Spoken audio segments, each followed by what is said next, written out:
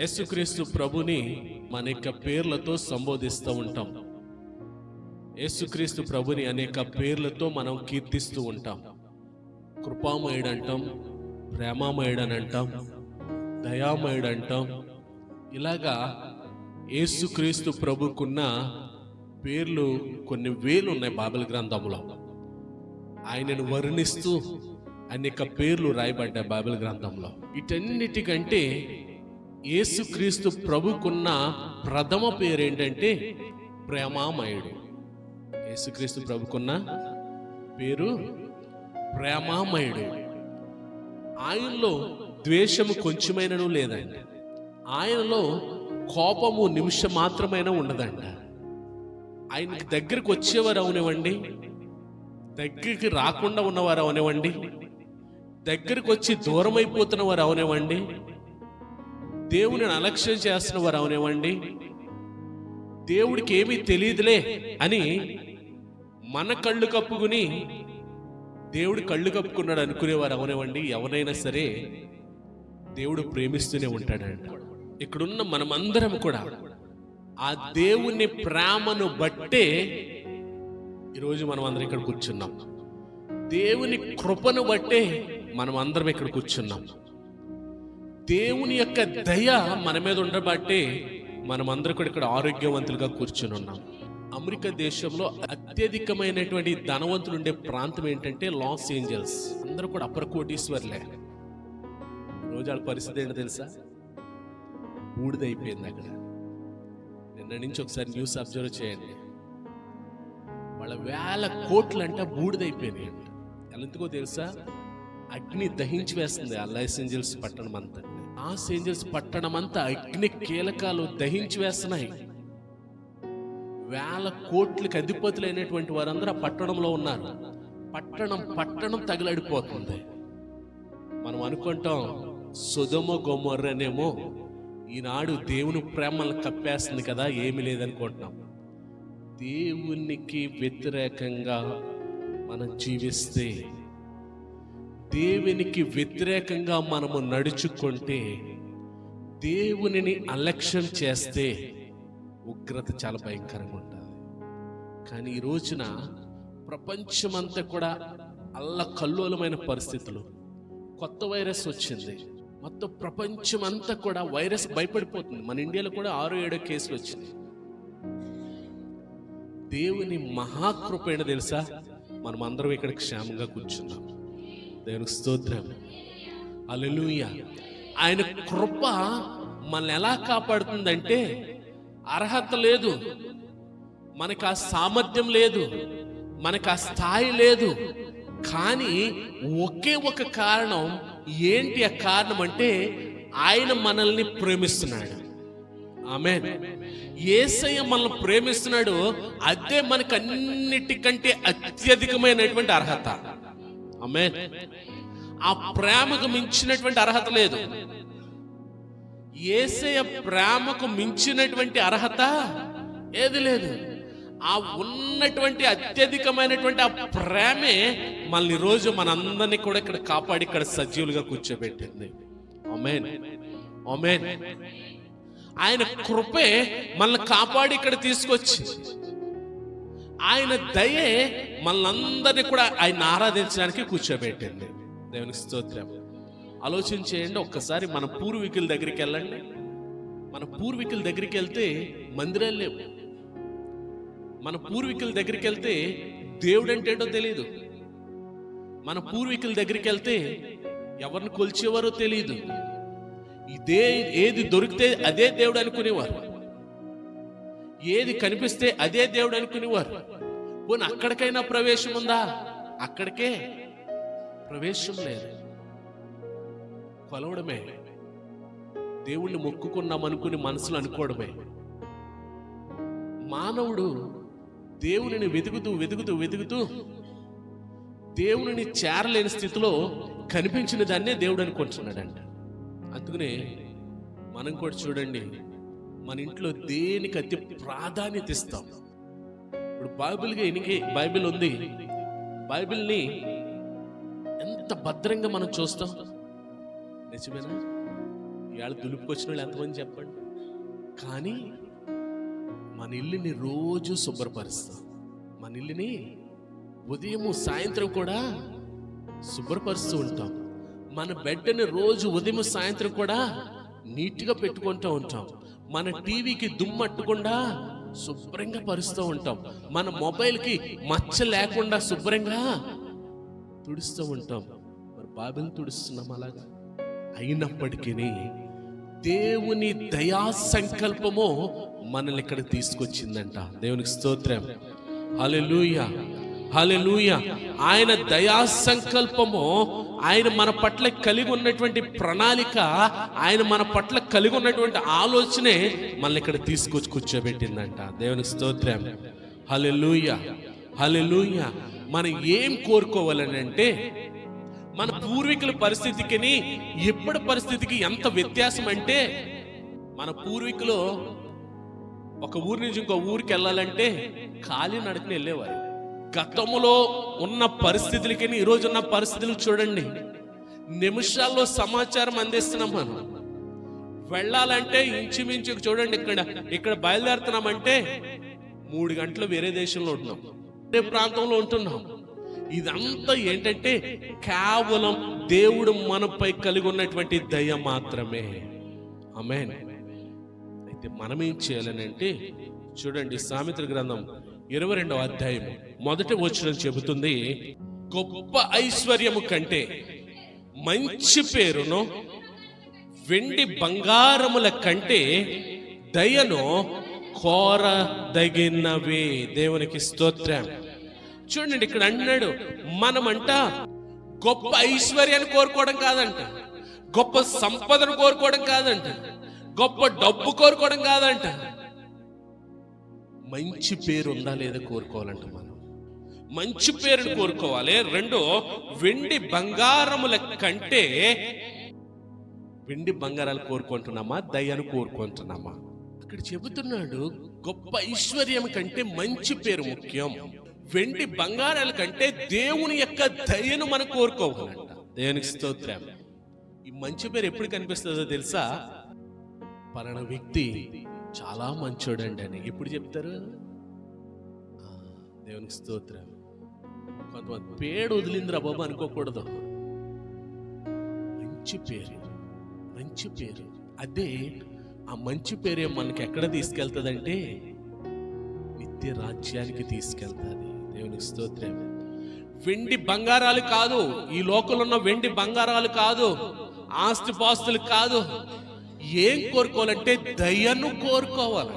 ఆ దయ అంటే ఎలా ఉంటుందో మీకు చూపించాలనుకుంటున్నాను. ఒక ఆమె ఉంది, ఆమెకి తల్లిదండ్రులు లేరు, ఆమెకి తల్లిదండ్రులు లేరు, ఆదరించేవారు లేరు.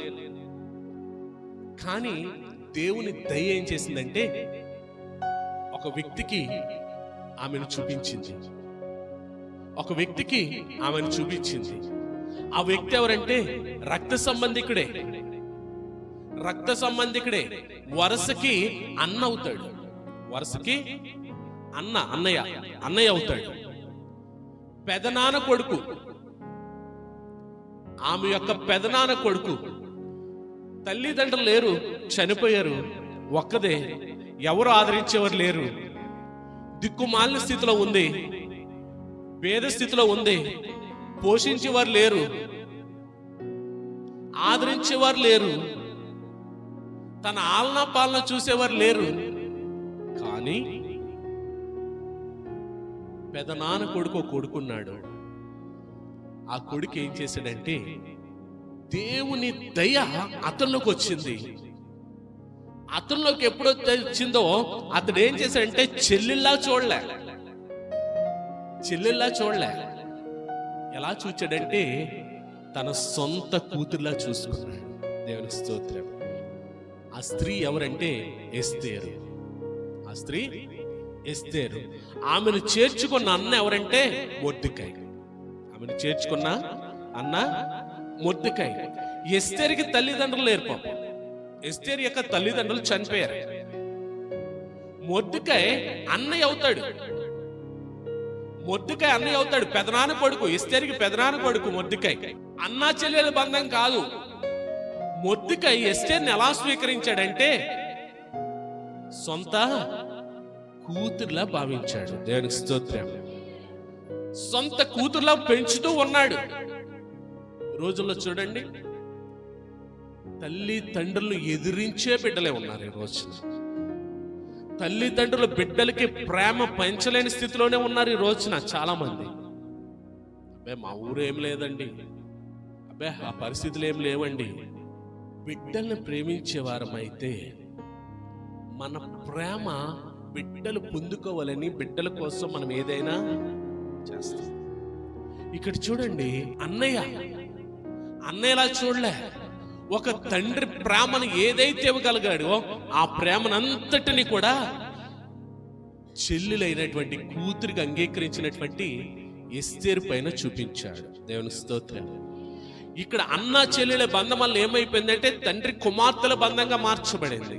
కేవలం ఏంటి అనంటే దేవుని యొక్క దయ మాత్రమే. చూడండి, పెంచాడు.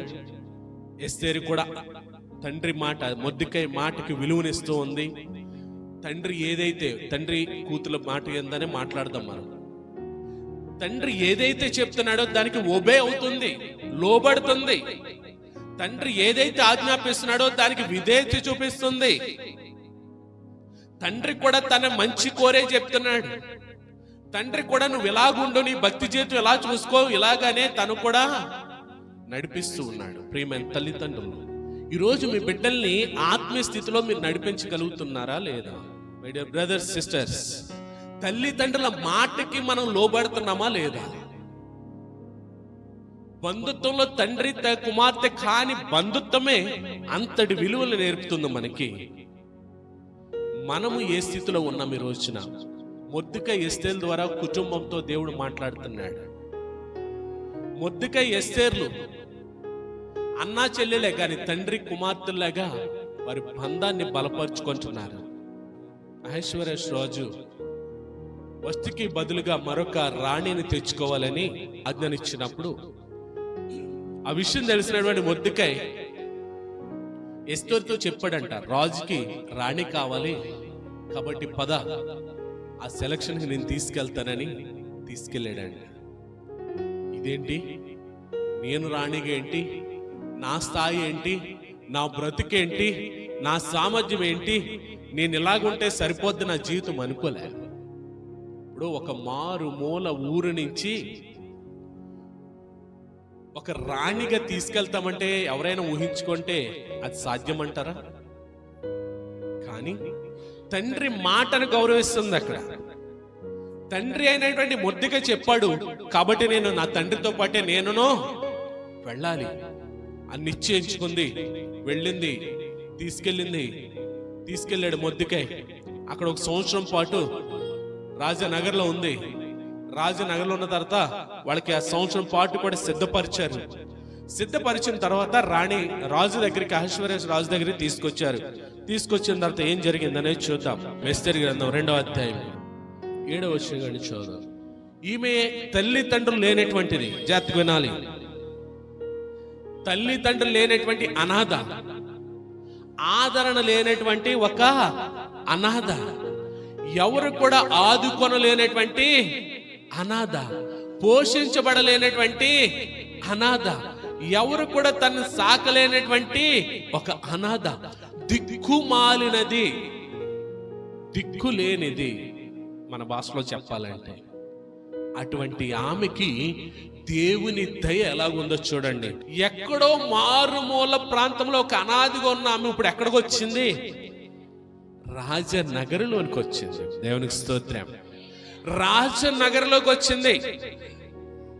ఇప్పుడు మనల్ని తీసుకెళ్లి రాష్ట్రపతి నివాసంలో పెడతానంటే మనం ఏమంటాం? పెద్ద ప్యాలెస్, రాష్ట్రపతి ప్యాలెస్. మనల్ని తీసుకెళ్ళి అక్కడ ఉండాలని అంటే చిన్నది, ఎవరు లేరు, ఆదరించడానికి ఎవరు లేరు.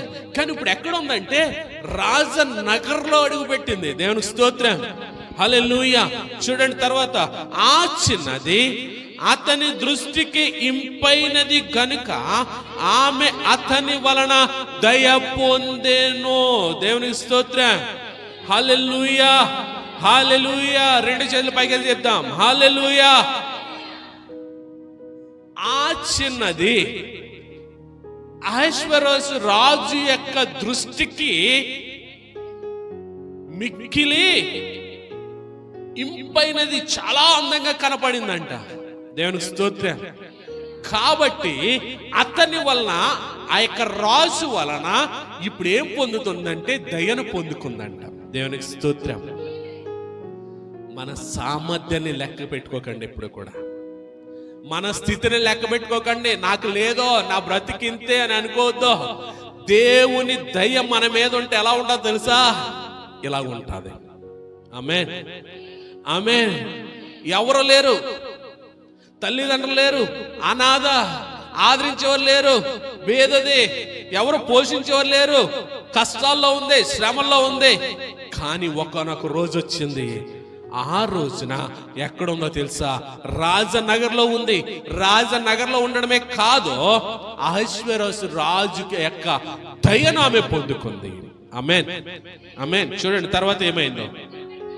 కాబట్టి ఆమె పరిమళ క్రియ కొరకైన వస్తువులను, ఆమెకు కావలసిన భోజన పదార్థములను రాజు ఇంటిలో నుండి ఆమెకు ఈయదగిన 7 ఆడపిల్లలను అతడు ఆమెకు త్వరగా ఏర్పరిచి ఆమెను, ఆమె చలికత్తెలను అంతఃపురములో అతి శ్రేష్టమైన స్థలమందు ఉంచెను.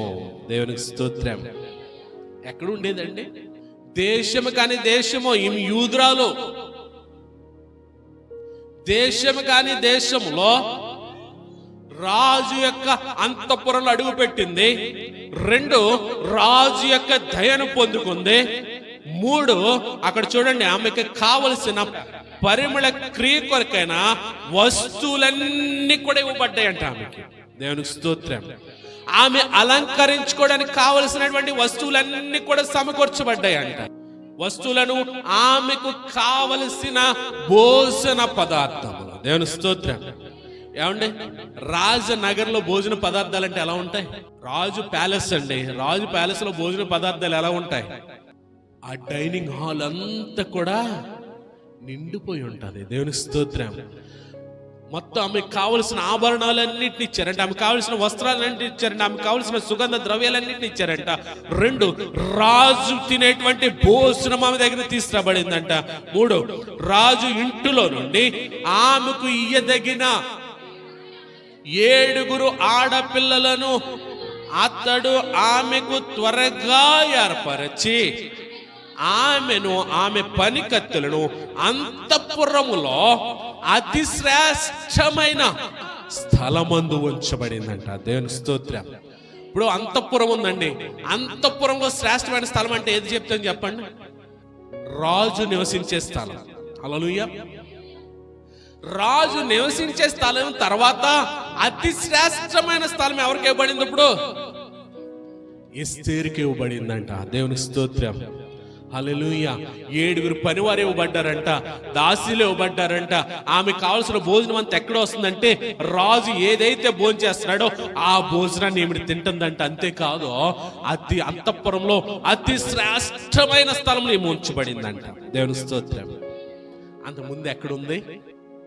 ఎక్కడో ఒక ఇల్లు అద్దె తీసుకును, ఒక గది అద్దె తీసుకును, మొద్దుకాయ, తండ్రి అయిన మొద్దుకాయ ఎస్తేరు ఓ పూట తింటే ఒక పూట తినని స్థితితో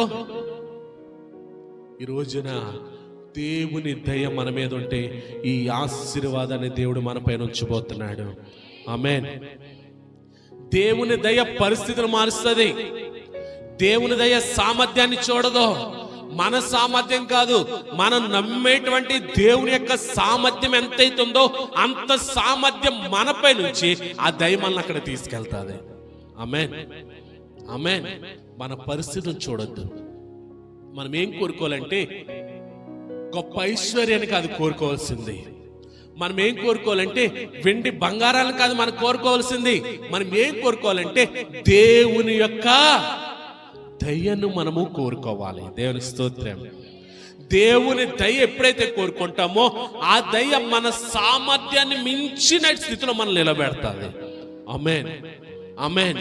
మరొక వ్యక్తిని కూడా చూపించడానికి నేను ఇష్టపడుతున్నాను. రండి, 2వ సమూయేలు గ్రంథం 9వ అధ్యాయము మొదటి నుంచి చూద్దాం. దావీదు ఏమంటున్నాడంటే, సౌలు చనిపోయాడు. సౌలు చనిపోయిన తర్వాత యోనాతాను కూడా చనిపోయాడు. సౌలు కుటుంబం నాశనం అయిపోయింది. సౌలు కుటుంబం పతనం అయిపోయింది. తర్వాత దావీదు రాజు అయ్యాడు. దావీదు రాజు అయిన తర్వాత వాస్తవానికి దేవుడు ఆ స్థితిలో పెట్టినప్పుడు రాజు ఎలా గర్వించాలో తెలుసా? నాకు తిరిగే లేదు, నాకు ఇంకెవరితో పని లేదు, నేనే సుప్రీం, నా మాటే శాసనం, నాకెవరు అవసరము లేదు అనుకోవాలి.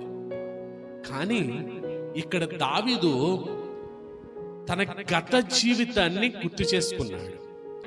ఒక్క మాట మనకి దావీదు గత జీవితాన్ని గుర్తు చేసుకున్నాడు అనడానికి ఇక్కడ నిదర్శనంగా మనకు కనపడుతుంది. చూడండి, ఏమంటే 3వ వచనం, రాజు యెహోవా నాకు దయ చూపినట్లుగా నేను ఉపకారము చేయుటకు సౌలు కుటుంబంలో ఎవడైనొకడు శేషించి ఉన్నాడని అతనిని అడుగగా, ఇక్కడ దావీదు ఏం జ్ఞాపం చేసుకున్నాడంటే తన గత జీవితాన్ని జ్ఞాపం చేసుకున్నాడు. గత జీవితం ఏంటి దావీదుది? ఇంటిలో విలువ ఉందా? సమూయేలు వచ్చాడు తైలపు కొమ్మట్టుకుని, యెష్షయిని అడుగుతున్నాడు, నీ కుమారుని పిలువు, దేవుడు అభిషేకించమన్నాడంటే మొత్తం అందరిని తీసుకొచ్చాడు. ఇదిగో పెద్దోడు ఇదిగో, రెండోడు ఇదిగో, మూడోడు ఇదిగో, మొత్తం అందరూ వరుసటి నిలబెట్టాడు. సమూయేలు అంటున్నాడు, అబ్బే వీళ్ళు ఎవరు కాదు, ఇంకెవరైనా ఉన్నారంటే యెష్షయి అంటున్నాడు, ఇంకొకడు ఉన్నాడు కడపడివాడు, ఆడెక్కడో అరణ్యంలో గొర్రెలు కాచుకుంటున్నాడు. సమూయేలు వచ్చి నీ కుమారుని నిలబెట్టన్నప్పుడు ఏం చేయాలా? ఇప్పుడు రెండమ్మ మీ కుటుంబం అంతా ప్రార్థన చేస్తామంటే ఏం చేస్తారు? ఆడెక్కడున్నాడు, ఈడెక్కడున్నాడు అని మొత్తం అందరికీ సమీకరిస్తారు.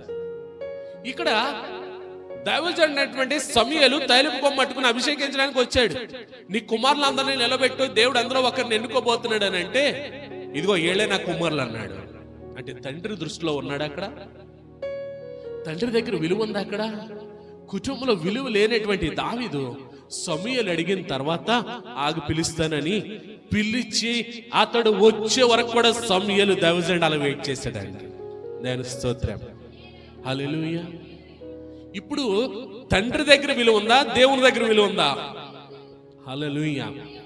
కుటుంబంలో మనకు విలువ లేకపోవచ్చు, బంధువుల మధ్యన మనకు విలువ లేకపోవచ్చు, కుటుంబం మనల్ని అవమానించవచ్చు, కుటుంబం మనపై నిందలేయొచ్చు.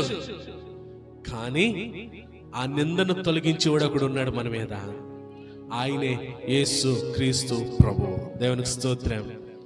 కుటుంబంలో విలువ లేదు, కానీ నీ నువ్వు నమ్మేటువంటి దేవుని దగ్గర నీకు విలువ ఉంది.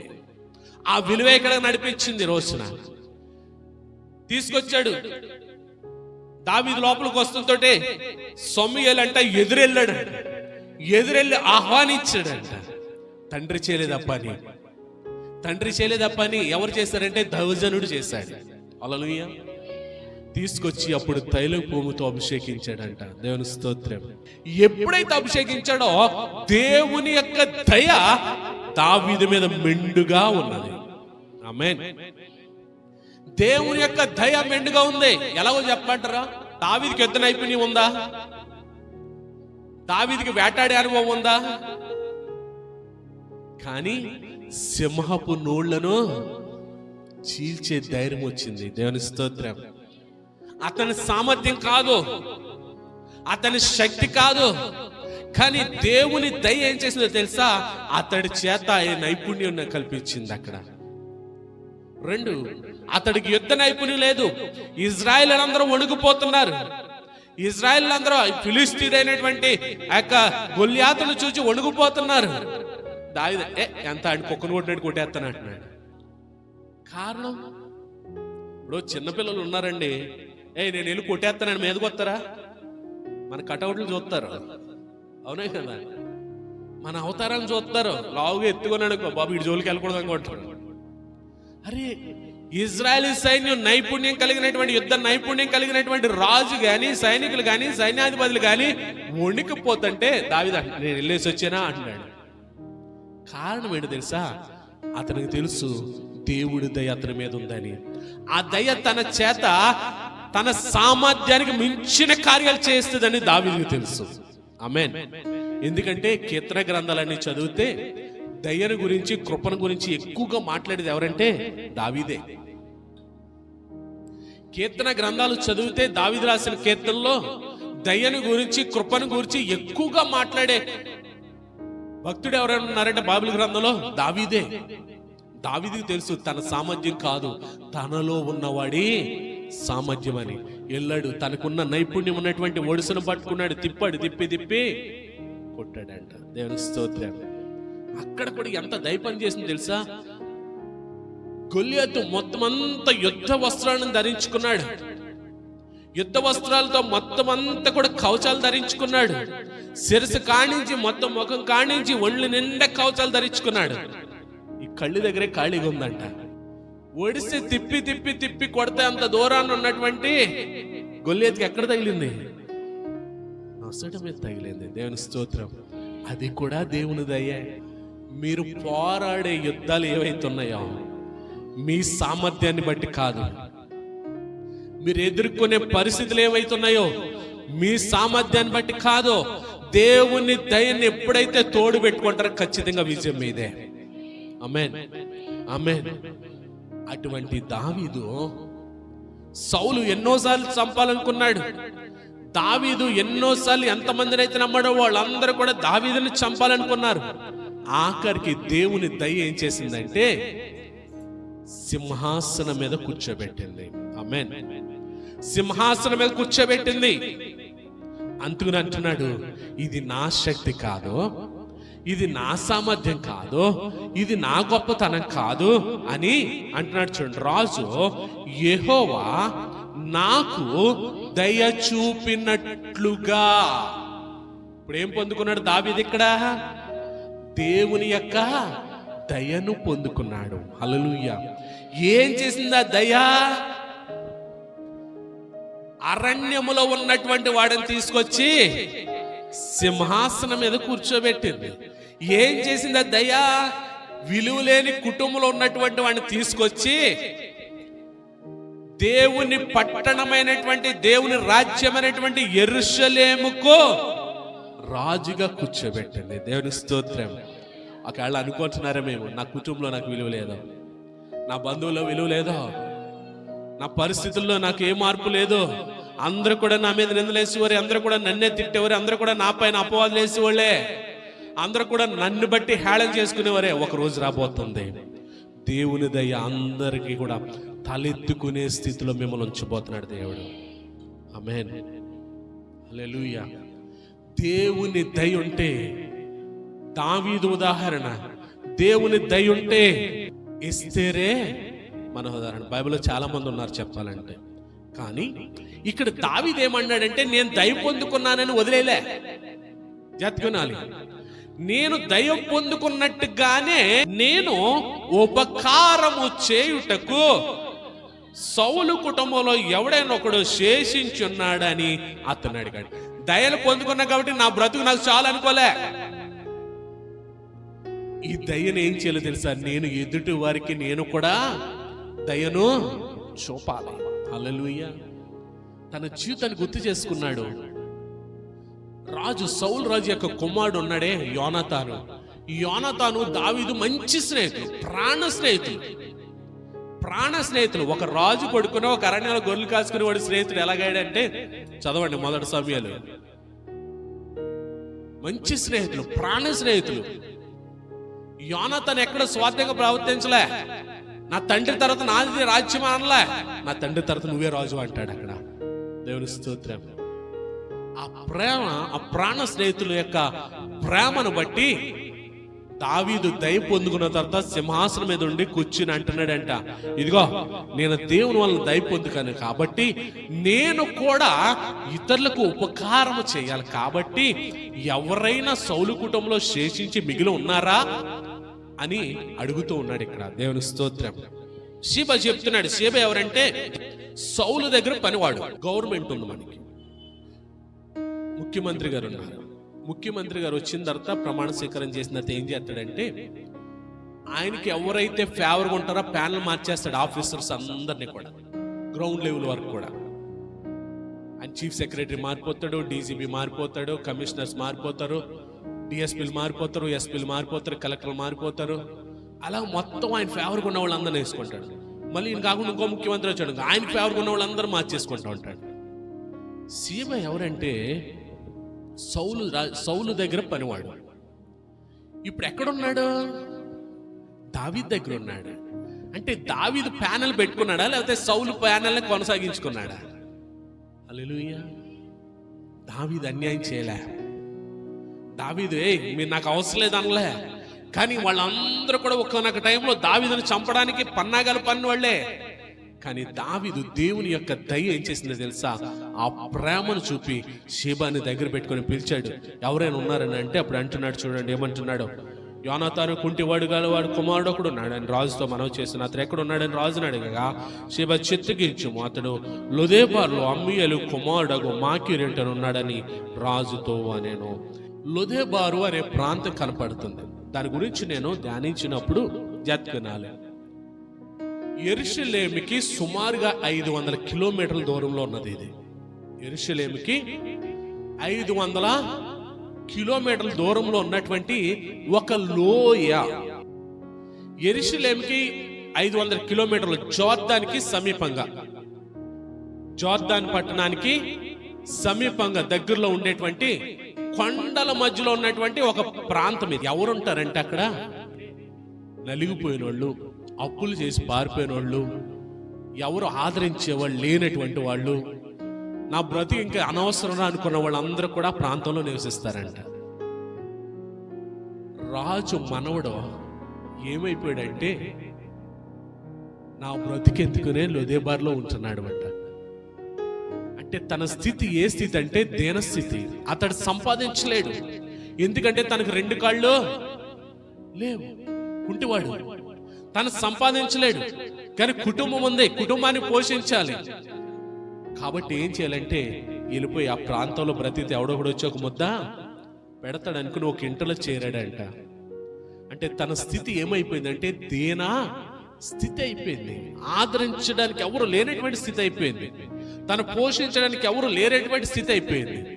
అటువంటి వ్యక్తి మీద దేవుడి దయ పనిచేస్తుంది. చూడండి ఎలా ఉందో. ఇప్పుడు రాజు సింహాసనం ముందుకు వచ్చాడు.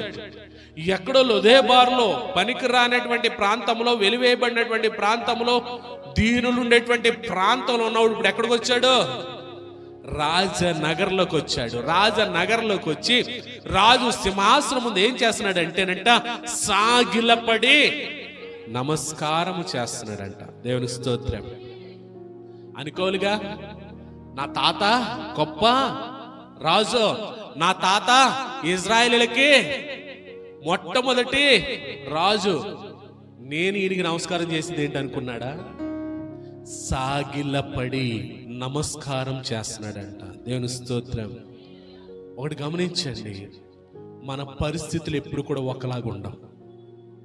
ఈరోజు మన ఎవరైతే చిన్న చూపు చూస్తున్నారో, ఒకనొక రోజు రాబోతుంది దేవుడు వారిని మన ముందు నిలబెడతాడు. ఎవరైతే మనం చేయి చాచినప్పుడు పో అన్నారో, ఒకనొక రోజు దేవుడు వాళ్ళని తీసుకొచ్చి మన ముందు చేయి చాచే స్థితిలో ఉంచాడు. అందుకని అంటాడు, అప్పు తీసుకునేవాడుగా ఉండవు, నీ చేయి కింద ఉండదంట, నీ చెయ్యి పైన ఉంచుతుందంట. ఎప్పుడంటే దేవుని దయ మీ మీద ఉన్నప్పుడు. దేవుని స్తోత్రం. ఇక్కడ చూడండి, మెఫీబోషెతు వచ్చాడు. రాజు సింహాసనం మీద కూర్చున్నప్పుడు అతని ముందు సాగిలు పడ్డాడు, నమస్కరించాడు. నమస్కరించి దావీదు మెఫీబోషెతు అని అతను పిలిచినప్పుడు అతడు చిత్తము నీ దాసుడనైనా నేనున్నాను అనేను. ఏమండి, ఫ్రెండ్ కొడుకు దావీదు, బెస్ట్ ఫ్రెండ్ కొడుకు. బెస్ట్ ఫ్రెండ్ కొడుకు ఏమని పిలవాలా? అంకుల్ అనాలి. పోనీ ఇప్పుడు మన భాషలో మాట్లాడుకుంటే అంకుల్ అనాలి. అలాగనట్లే, నీ దాసుడను, నీ దాసుడను. తన జీవితం చూస్తే ఇజ్రాయెల్ మొట్టమొదటి రోజు యొక్క మనవడు. ఆ స్థితి కనబడతలేదు ఇక్కడ. ఎలా కనబడుతున్నాడంటే జీరో చేసుకుంటున్నాడు తనకు తానుగా. దేవుని స్తోత్రం. దేవుని దయ మనం పొందుకోవాలంటే మనం జీరో అవ్వాలి. ఆమేన్, ఆమేన్. నీ దాసుడను నేను అందుకు దావీదు, నీవు భయపడవద్దు. నీ తండ్రి అయిన యోనాతాను నిమిత్తము నిజముగా నేను నీకు ఉపకారము చూపి నీ పితరుడైన సౌలు భూమి అంతయో నీకు మరలా ఇప్పింతును. మరియు నీవు సదాకాలము నా బల్ల యొద్దనే భోజనము చేయమని సెలవీయగా. దేవుని స్తోత్రం. ఇప్పుడు చూడండి, ఆస్తుపాస్తులన్నీ పోగొట్టుకున్నాడు. తినటానికి లేనటువంటి పరిస్థితి, ఒకడి మీద ఆధారపడే పరిస్థితి. కానీ దావీదు పైన దేవుని దయ ఉండడాన్ని బట్టి దావీదు ఏమనుకున్నాడంటే, నేను పొందుకున్నటువంటి దయను నేను కూడా ఇతరులకు చూపించాలి. కాబట్టి తన స్నేహితుడైన మెఫీబోషెతును తీసుకొచ్చిన తర్వాత అతని పరిస్థితి ఎలా మార్చబడిందంటే, నువ్వు భయపడొద్దు, ఇదిగో నీ తండ్రిని బట్టి నేను ఉపకారం చేయాలనుకుంటున్నాను. ఇక నుంచి నీ తాత ఆస్తి ఏదైతే ఉందో దాన్ని అంతటిని కూడా నీకు ఇప్పిస్తాను. హల్లెలూయా. ఈ సంవత్సరం వాగ్దానం ఏంటి? యెషయా 58:11-12. ఇక్కడ మెఫీబోషెతు చేస్తున్నాడు, తన కోల్పోయినవన్నిటిని ఇప్పుడు ఏం చేస్తున్నాడు? తిరిగి పొందుకుంటున్నాడు. దేవుని స్తోత్రం. పాడైపోయినటువంటి సౌలు రాజనగర్ని మెఫీబోషెతు ఇప్పుడు స్వాధీనపరుచుకుంటున్నాడు. పడిపోయినటువంటి సౌలు రాజనగర్ని మెఫీబోషెతు తిరిగి కట్టబోతున్నాడు. దేవుని స్తోత్రం. ఆ వాగ్దానం ఎవరి కోసం? అబ్బాయి మెఫీబోషెతు కోసం దేవుడు వాగ్దానం ఇచ్చాడు కాదు, ఈ వాగ్దానము మన కోసమే. ఏ ప్రాంతం అయితే మనల్ని వెలివేసిబడిందో ఆ ప్రాంతంలో దేవుడు మనల్ని అడుగు పెట్టవిచ్చిపోతున్నాడు.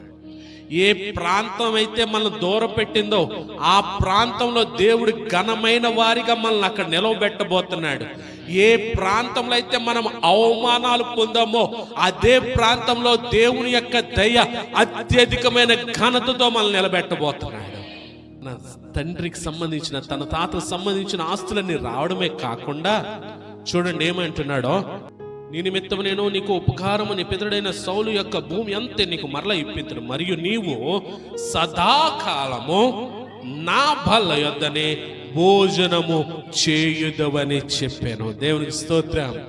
ఇప్పుడు తినటానికి లేనటువంటి అక్కడ ఉన్నాడు, తినటానికి లేని ప్రాంతానికి వెళ్ళిపోయాడు. ఇప్పుడు ఎక్కడ భోజనానికి వస్తున్నాడో?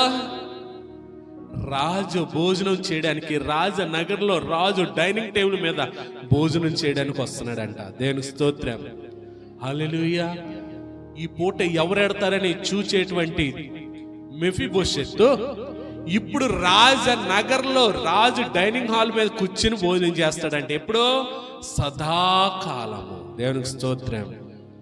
ఇట్టి దీవెన ఆశీర్వాదములు మనందరి మీదకి వచ్చును గాక.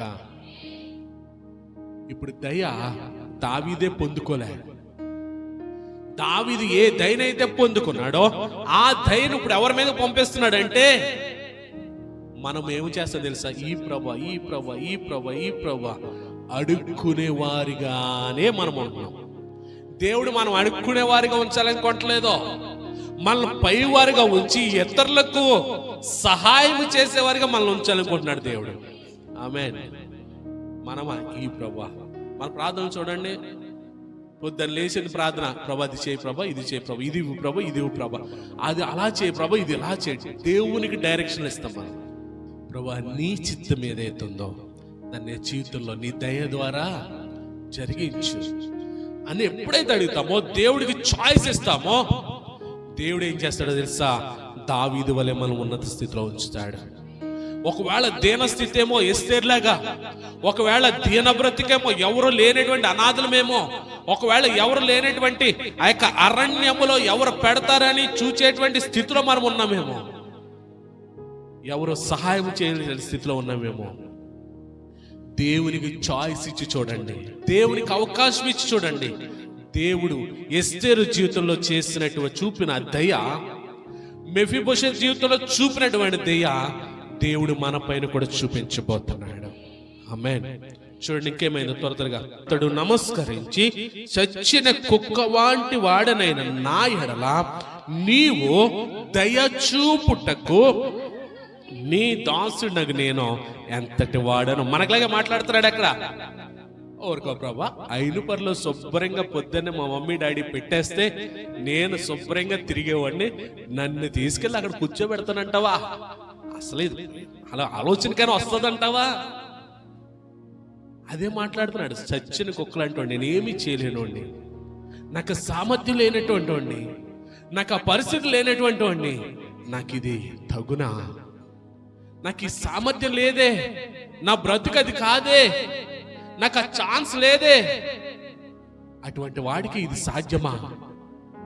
నా మీద నువ్వు దయ చూపుతావా అని మనకులాగే అడుగుతున్నాడు. చూడండి, అప్పుడు రాజు సౌలు సేవకుడైన సిబాను పిలువనంపి, సౌలునకు అతని కుటుంబం కలిగిన సొత్తంతటిని నీ యజమానుని కుమారుడికి నేను ఇప్పించి ఉన్నాను.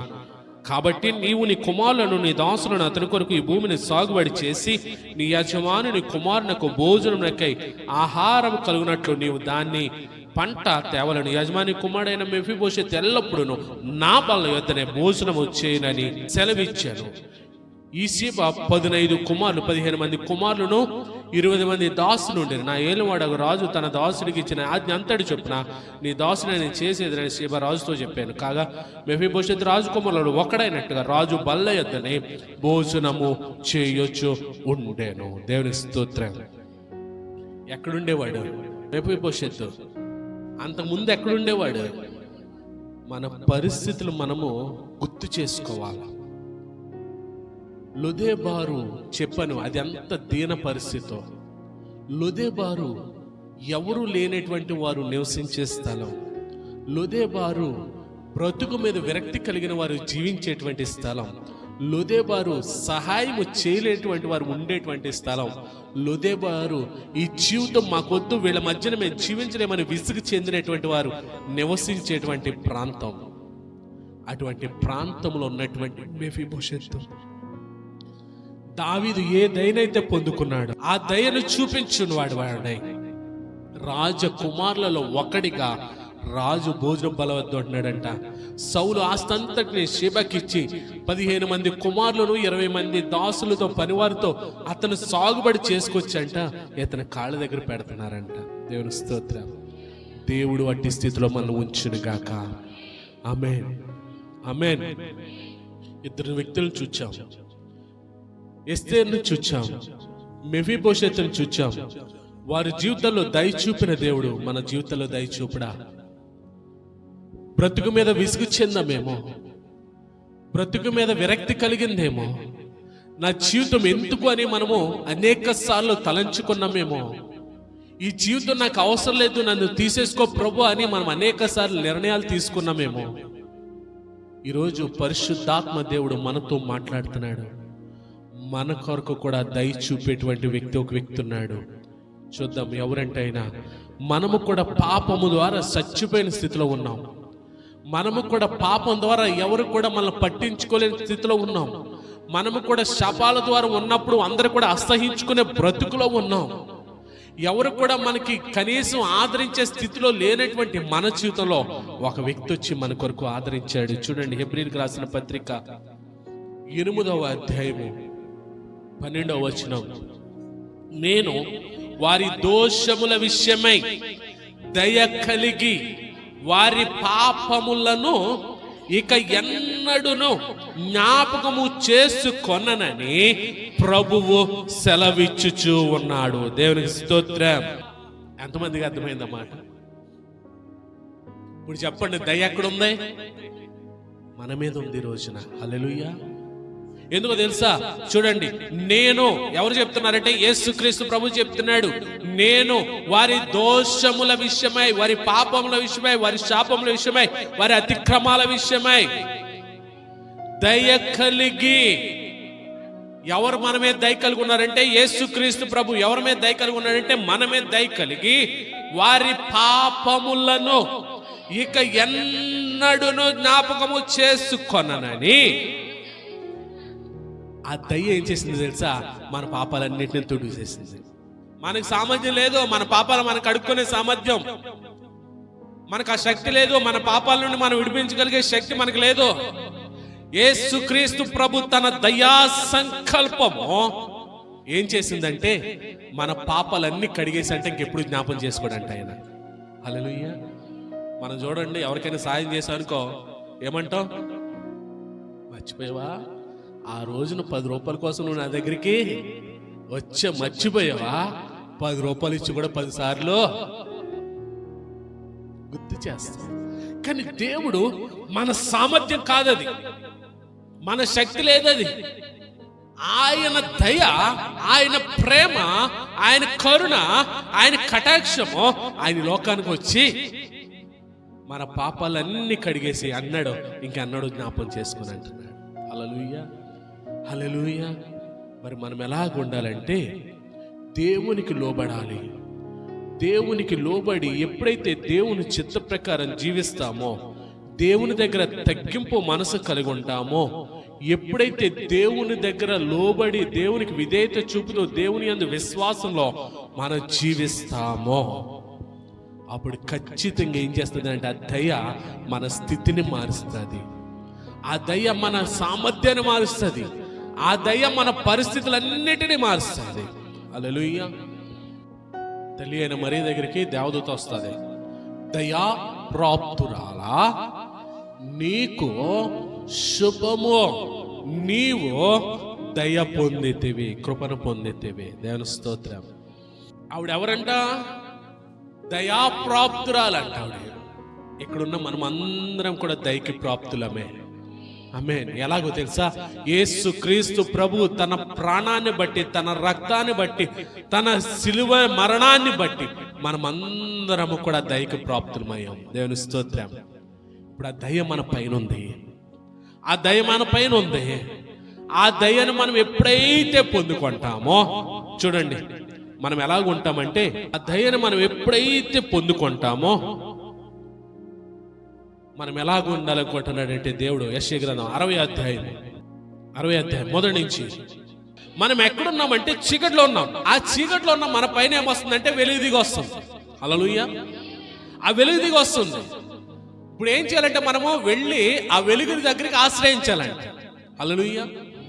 అంటే వెలుగు దయ అనుకోండి, దయ మన మీద కుమ్మరించబడుతుంది. ఆ దయకాడికి మనం వెళ్ళాలి. ఆ దయలోకి ఎప్పుడైతే మనం వెళ్తామో అంటున్నాడు కదా, చూడు భూమి మీద చెడు కమ్ముచున్నది, కటిక చీకటి జలమును కమ్ముచున్నది, యెహోవా నీ మీద ఉదయించుచున్నాడు, ఆయన మహిమ నీ మీద కనబడుచుంది. ఎప్పుడైతే మహిమలోకి వెళ్తామో, ఎప్పుడైతే దయ కిందకి వెళ్తామో, ఎప్పుడైతే ఆ వెలుగు కిందకి వెళ్తామో మనం ఎలా మార్చబడతామంటే, చూడండి 3వ వచనం, జనములు ఎక్కడికి వస్తారంట? ఎవరు వెలుగులోకి? ఎవరు వెలుగులోకి? మన వెలుగులోకి వస్తారంట.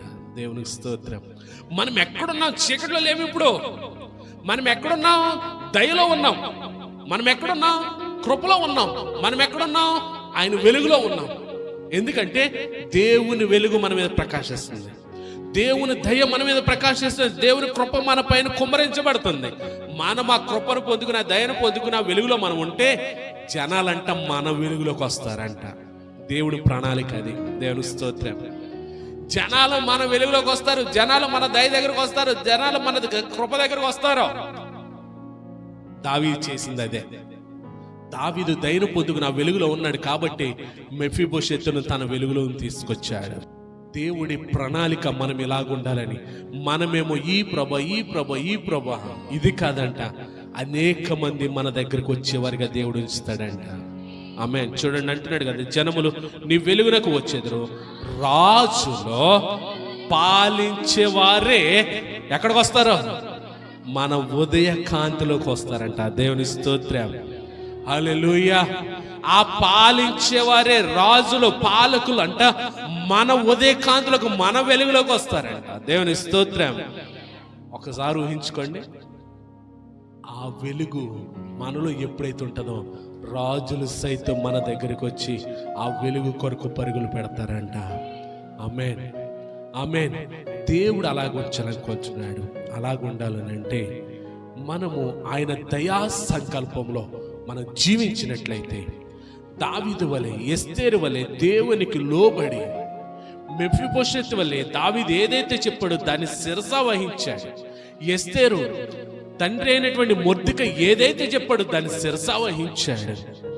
ఇక్కడ ఉన్నటువంటి మనము నీ దాసుడు ఏదైతే బోధిస్తున్నాడో, ఏ వాక్యమైతే విత్తబడుతుందో ఆ వాక్యానికి లోబడి జీవించినట్లయితే దేవుని దయ మన సామర్థ్యాన్ని మారుస్తుంది, దేవుని దయ మన శక్తిని మారుస్తుంది, దేవుని దయ మన పరిస్థితులు మారుస్తుంది, దేవుని దయ అనేక మంది మన ముందు మోకరిల్లేటట్టుగా చేస్తుంది. ప్రార్థన చేద్దాం. దేవుడు తన దయా సంకల్పం చొప్పున ఈరోజు మనల్ని కూడా మన పాపాలన్నిటి నుండి కడగబడ్డాం. ఆయన ఇంకా పాపాలని జ్ఞాపకం చేసుకొని అంటున్నాడు. అంతేకాదు, ఆయన తన భోజనపు బల్ల దగ్గర మనల్ని కూర్చోబెట్టుకున్నాడు. ఆయన భోజన బల్ల దగ్గర మనం కూర్చోబెట్టుకున్నాడు. ఆయన శరీరాన్ని, ఆయన రక్తాన్ని ఆయన మనతో పాటుగా పస్కాలో భుజిస్తూ ఉన్నాడు. అక్కడ మెఫీబోషెతు దావీదు రాజ బల్ల భోజన బల్ల దగ్గర కూర్చున్నట్టుగా, ఎస్తేరు అహష్వేరోషు రాజు యొక్క భోజన బల్ల దగ్గర కూర్చున్నట్లుగా క్రీస్తు ప్రభు మనలందరినీ కూడా ఆయన భోజన బల్ల దగ్గర కూర్చోబెట్టుకున్నాడు. దేవుడు ఇచ్చిన ధన్యతను బట్టి మనమందరం కూడా ప్రార్థన చేద్దాం. ప్రభా, నాది దేన స్థితి, నా సామర్థ్యం లేదు, నాకు ఆ పరిస్థితులు లేవు, కష్టాల్లో ఉన్నాను, శ్రమలో ఉన్నాను, బాధల్లో ఉన్నాను, ఇరుకుల్లో ఉన్నాను, లేమిలో ఉన్నాను, ఎవరు ఆదరించలేని స్థితిలో ఉన్నాను, బలహీనులుగా ఉన్నాను, కనీసం ఎవరు కూడా ప్రేమను చూపించలేని బ్రతుకులో ఉన్నాను. కానీ నీ దయ ఎస్తేరు తండ్రి అదే జీవితంలో ఉంది. నాన్న మెఫీబోషెతు కూడా అదే జీవితంలో ఉన్నాడు, నేను కూడా అదే జీవితంలో ఉన్నాను. కానీ నీ దయ మా పరిస్థితిని మారుస్తుంది. నీ దయ మా సంకల్పము నాన్న మా పైన ఉంటే నాన్న మా పరిస్థితులు మార్చబడతాయి. ఈరోజు విన్న మాటలు బట్టి నీకు లోబడాలనుకుంటున్నాం, నీకు లోబడి జీవించాలనుకుంటున్నాం. యెషయా గ్రంథం 60వ అధ్యాయంలో నువ్వు చెప్తున్నావు, నాన్న రాజులు నీ వెలుగు కింద వచ్చేదరు, జనులు నీ ఉదయకాంతి క్రిందకు వస్తారని అంటున్నావు. ప్రభు, మేము కూడా నీ దయను పొందుకొని ఆ స్థితిలో ఏ రీతిగా జీవించాలో మాకు నేర్పయ్యా అని ప్రభు దగ్గర అడుగుతాం. Thank you lord. ప్రేమ కలిగిన మా తండ్రి, నీ కొందనాలు స్తోత్రాలు. ఈరోజు విన్న మాటలను ఒకసారి జ్ఞాపకం చేసుకుంటున్నామయ్యా. నాన్న, ఇది మా సామర్థ్యం కాదు, మా శక్తి కాదు, మా బలం కాదు తండ్రి. నాన్న, నీ మీద మేము ఆధారపడాలనుకుంటున్నాం, నీకు చాయిస్ ఇవ్వాలనుకుంటున్నాం, నాన్న నీకు లోబడాలనుకుంటున్నాం. ప్రభు, నీ పైనే ఆధారపడాలనుకుంటున్నాం. ఇక్కడి నుంచి మేము కాదు తండ్రి, నువ్వే మా జీవితాలను ఏలుబడి చేయండి అయ్యా, మా జీవితాలు పరిపాలించండి అయ్యా. నువ్వు కల్పించుకుంటే, మా జీవితాల్లో నువ్వు కల్పించుకుంటే ఎలాగుంటాయో తండ్రి ఉదాహరణగా మేము చూచాం తండ్రి. అని ఈరోజు మా జీవితాల్లో మిమ్మల్ని ఆహ్వానిస్తున్నాం. మా జీవితాల్లో మీరు కల్పించుకోండి, మా జీవితాలు మీరు పాలించండి. ప్రభా, ఎస్తేరు వలె, దావీదు వలె, మెఫీబోషెతు వలె నాన్న మేమును కూడా ఆశీర్వాదానికి కర్తలుగా మమ్మల్ని నిలబెట్టమని నీకే వందనాలు చెల్లిస్తూ, నన్ను ఈ వాక్యాన్ని విడిచిపెట్టేవారుగా కాకుండా ఈ వాక్యాన్ని చేతపట్టుకుని లోబడి జీవించేవారుగా నీ కృప దయచేయమని యేసు నామములో ప్రార్థిస్తున్నాం తండ్రి. ఆమేన్.